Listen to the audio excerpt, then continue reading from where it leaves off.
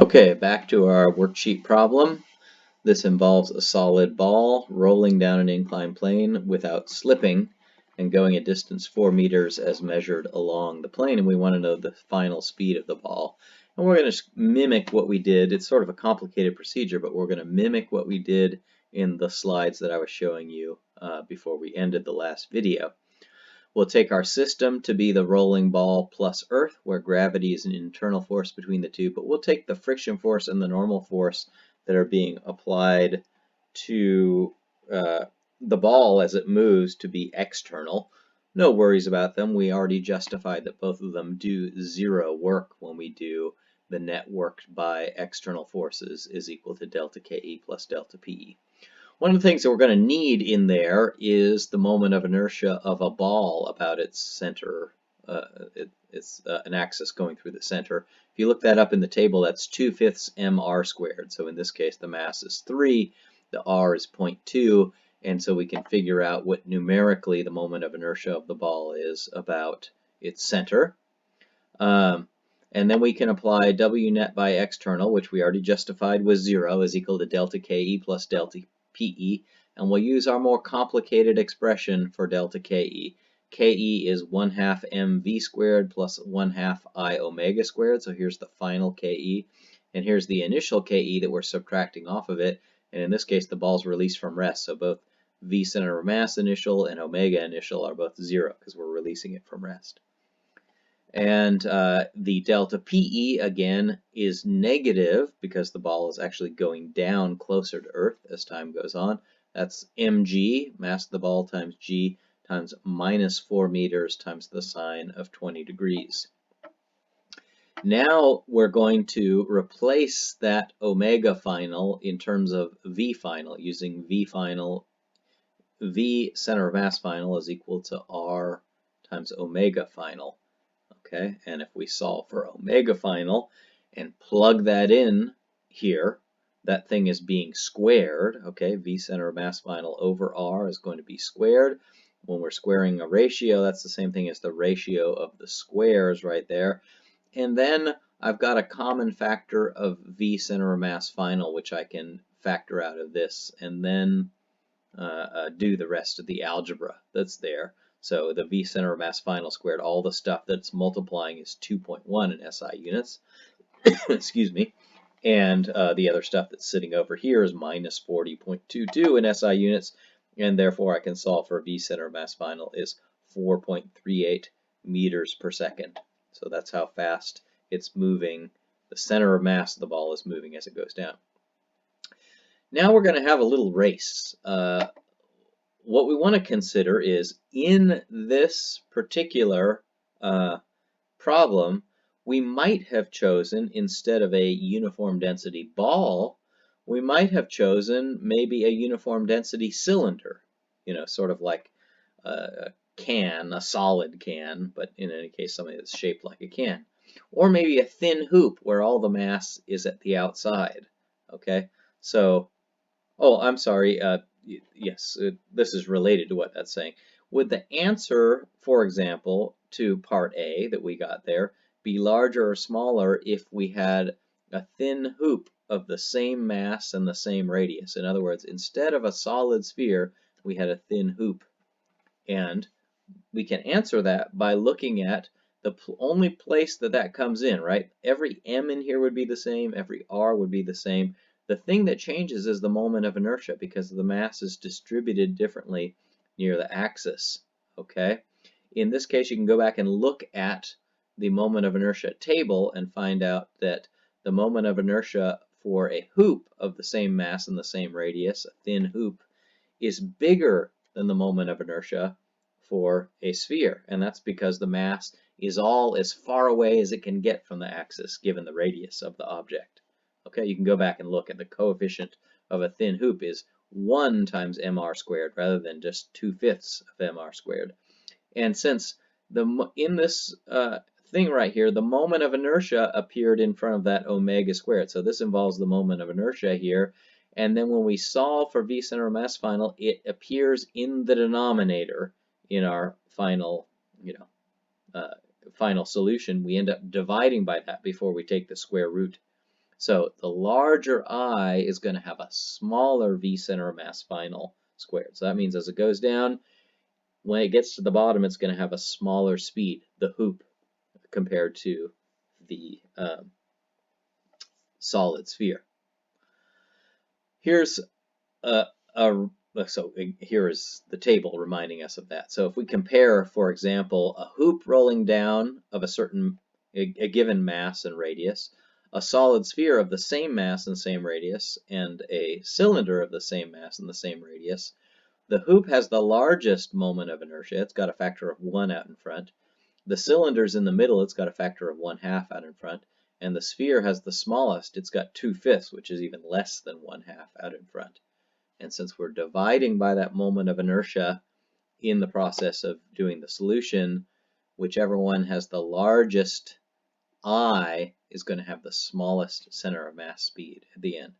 Okay, think about that in this voting question here. So here in this is a different version of this problem where instead of specifying whether the object is a ball or a sphere or a hoop, I just said it's some particular object, and its moment of inertia is some factor alpha times mr squared. Maybe alpha is 1 or 1/2 or 2/5.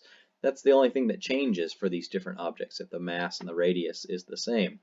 If we go through the solution and just leave that in there again, so I is alpha mr squared, and then we do some simplification, all the m's cancel out, all the r's cancel out of that, we can find out that the center of mass speed at the bottom involves this relationship, the square root of something over 1 plus alpha. So here's a question. I'm going to have a race. I'm going to place 3 objects of identical mass and radius. One is a thin hoop, one's a solid uniform sphere, and one is a solid cylinder, all the same mass, same radius. We're going to let them go from the same position, race them 4 meters down the plane. Which one is going to win the race? The sphere, the cylinder, the hoop, or is it going to be a tie between at least 2 of them?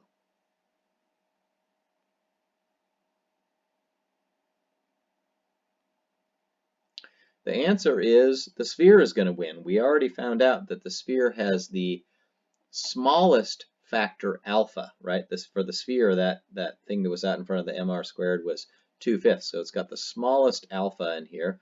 So that means its denominator is going to be smallest, and when you divide by a small number, you get a bigger v center of mass final. So at the bottom of the plane, the sphere will have the fastest speed, then the cylinder, and then the hoop. They'll be in that order at the bottom of the plane. But, you know, that's true at 4 meters. It's also going to be true at 2 meters and 1 meter and a half meter and 3/4 of a meter. It will be true at every distance all the way down, which means at every moment in time, the sphere is moving the fastest, the cylinder is moving more slowly, and the hoop more slowly still. So the sphere will win the race, then the cylinder will come in second, the hoop will come in third. So, for example, if we have a race between, here's a race between 4 different objects, all of the same mass.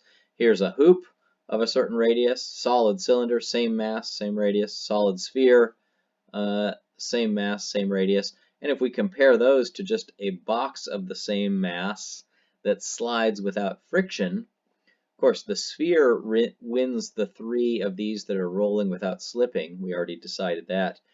And that's because in the hoop, more kinetic energy is being put into rotational kinetic energy, that 1/2 I omega squared part, and less is going into the translational kinetic energy, whereas in the sphere, more of it is going into translational kinetic energy and less is going into rotational kinetic energy because the I is smaller for the sphere. The box that slides without friction is going to win because in its case, none of that potential energy it got by going down this distance has to go into rotation at all, which means all of it goes into translational kinetic energy. So if we had a race between those 3 in the box, if the box slides without friction, it would win compared to these 3 that roll without slipping.